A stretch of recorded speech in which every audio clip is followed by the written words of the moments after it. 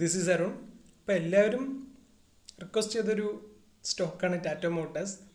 ആദ്യം തന്നെ പറയട്ടെ, പുതിയ ഇൻവെസ്റ്റേഴ്സിനും ഇപ്പോൾ എക്സിസ്റ്റിംഗ് ഇൻവെസ്റ്റേഴ്സിനെല്ലാം വളരെ പ്രിയപ്പെട്ട ഒരു സ്റ്റോക്കാണ് ടാറ്റ മോട്ടോഴ്സ്. പുതിയതായിട്ട് മാർക്കറ്റിലേക്ക് കടന്നു വരുന്നവരെല്ലാവരും ഓട്ടോ സെക്ടറിൽ ചൂസ് ചെയ്യുന്ന ഒരു സ്റ്റോക്കാണ് ടാറ്റ മോട്ടോഴ്സ്. എന്തുകൊണ്ടെന്നാൽ അതിൻ്റെ പ്രൈസ് റേഞ്ച് തന്നെയാണ് വളരെ ഫെയർ വാല്യൂ. ഒരു 100 രൂപയൊക്കെ ഉണ്ടായിരുന്നുള്ളൂ ഒരു 2 വീക്സ് മുമ്പൊക്കെ. അപ്പോൾ വളരെ നമുക്ക് എടുക്കാൻ പറ്റിയ രീതിയിലുള്ള സ്റ്റോക്ക്. ഒരു 1000 രൂപ ഉണ്ടെങ്കിൽ ഒരു 10 സ്റ്റോക്കൊക്കെ വാങ്ങാൻ പറ്റും. അപ്പോൾ നമ്മൾ ലാസ്റ്റ് ഒരു കമ്പാരിസൺ വീഡിയോ ഇട്ടിട്ടുണ്ടായിരുന്നു മാരുതിയുടെയും ടാറ്റ മോട്ടോഴ്സിൻ്റെയും. അപ്പോൾ നമ്മൾ പറഞ്ഞിട്ടുണ്ടായിരുന്നു ടാറ്റ മോട്ടോഴ്സ് ഒരു വെൽത്ത് ഡിസ്ട്രോയർ ആയിട്ടാണ് മൂവ് ചെയ്തുകൊണ്ടിരിക്കുന്നതെന്ന്.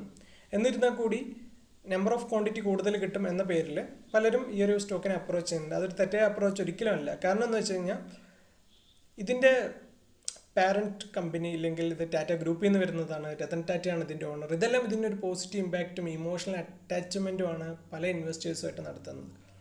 പലർക്കും ഇതൊരു വെൽത്ത് ഡിസ്ട്രോയർ തന്നെയാണ്. കാരണം എന്ന് വെച്ച് കഴിഞ്ഞാൽ നമുക്കിതിൻ്റെ ഒരു 5 ഇയർ ചാർട്ട് അനലൈസ് ചെയ്തുകൊണ്ട് പറയുകയാണെങ്കിൽ കുറച്ചും കൂടെ ക്ലാരിറ്റി കിട്ടും. നമുക്കിവിടെ കാണാൻ പറ്റുന്നുണ്ട് ഒരു സെപ്റ്റംബർ 2016 അറൗണ്ട് 590 റുപ്പീസിൽ ട്രേഡ് ചെയ്തുകൊണ്ടിരുന്ന ഒരു സ്റ്റോക്കാണ് ടാറ്റ മോട്ടോഴ്സ്. നമുക്കിവിടെ കാണാൻ പറ്റും 590.75. അവിടെ നിന്നൊരു 4 ഇയേഴ്സിനുള്ളിൽ ഈ സ്റ്റോക്ക് 65 ടച്ച് ചെയ്തിട്ടുണ്ടായിരുന്നു ലോ. അതിന് ശേഷം ഇപ്പോൾ റിക്കവർ ആയിട്ടുണ്ട്. 65 ഇൻവെസ്റ്റ് ചെയ്തവർക്ക് ഏകദേശം ഇപ്പോൾ 90% ഓഫ് റിട്ടേൺ കിട്ടിയിട്ടുണ്ട്. അതൊരു ഫാക്റ്റും കൂടെ നമ്മളിതിൽ പറയേണ്ടതുണ്ട്.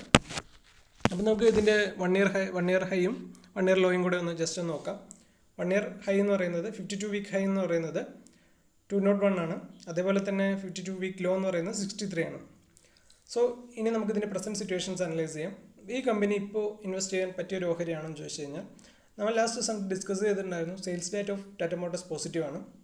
ആ പോസിറ്റീവ് ഇമ്പാക്ട് നമ്മുടെ ടാറ്റ മോട്ടോഴ്സിൻ്റെ പ്രൈസ് റേഞ്ചിൽ ഇപ്പോൾ തന്നെ റിഫ്ലക്റ്റ് ചെയ്യുന്നുണ്ട്. ലാസ്റ്റ് 3 days ആയിട്ട് അതിൻ്റെ ഒരു റിഫ്ലക്ഷൻ ഇവിടെ കാണാൻ പറ്റുന്നുണ്ട്.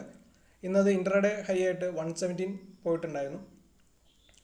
പിന്നെ ഇവരിൻ്റെ ഏറ്റവും ഇഷ്യൂസ് ഉള്ളത് എന്തുകൊണ്ടാണ് ഈ ഒരു സ്റ്റോക്ക് ഇങ്ങനൊരു വെൽത്ത് ഡിസ്ട്രോയർ ആക്കാൻ കാരണം എന്ന് പറയുന്നത് ഇവരുടെ സബ്സിഡറി ആയിട്ട് ജാഗോർ ലാൻഡ് റോവർ JLRൻ്റെ സെയിൽസിൻ്റെ ഡ്രോപ്പാണ് ഇത്രയധികം ഈ ഒരു സ്റ്റോക്കിനെ ഡൗൺ ട്രെൻഡിലേക്ക് എത്തിക്കാൻ കാരണം.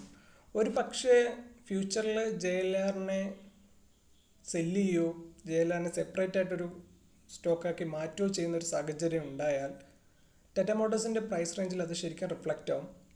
ഇപ്പോഴത്തെ റേഞ്ചിൽ നിന്ന് ഒരു 2 times 3 times ഒക്കെ റിട്ടേൺസ് അന്ന് തരുമായിരിക്കും. പക്ഷേ ഇപ്പോഴത്തെ സാഹചര്യത്തിൽ ഇതൊരു സൈഡ് വെയ്റ്റ് മാർക്കറ്റിൽ പോലെ സൈഡ് വൈസ് ആയിരിക്കും ഇതിൻ്റെ പെർഫോമൻസ്. അപ്പ് ഡൗൺ ആയിട്ട് തന്നെയായിരിക്കും ഇത് പോവുക. ഇനിയിപ്പോൾ നെക്സ്റ്റ് ഒരു ടാർഗറ്റ് പറയുന്ന ഒരു 120 130 ലെവലിൻ്റെ ഉള്ളിലുള്ളതായിരിക്കും ഇതിൻ്റെ ടാർഗറ്റ്.